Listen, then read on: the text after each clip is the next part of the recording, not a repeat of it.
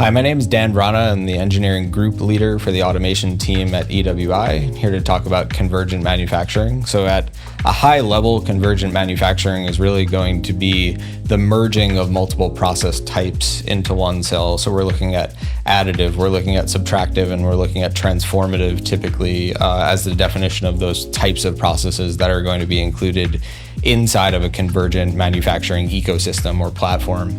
So at EWI, we're also looking at data acquisition as a super critical part of the deployment of convergent manufacturing systems.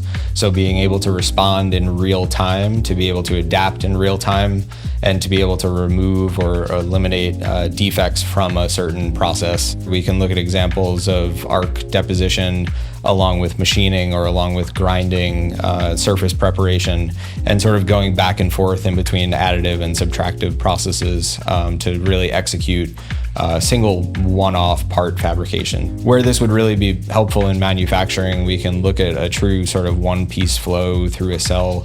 We're looking at deploying something from a digital offline programming environment, and then we're looking at how that can actually get fabricated by multiple automated systems to basically go from build plate through to finished product, all without needing to touch the part at all. So we're looking at different alignment systems that happen between these systems and processes so that the system is actually able to understand where the part is and what it needs at all times. Some of the benefits to the end user are going to be the ability to really look into the ultimate high mix, low volume manufacturing, which would be one part manufacturing. So we can send a part and we're not relying on different fixturing, we're not relying on different tooling, we're really building up from square zero, really being the build plate, and we're able to execute a single part at a time.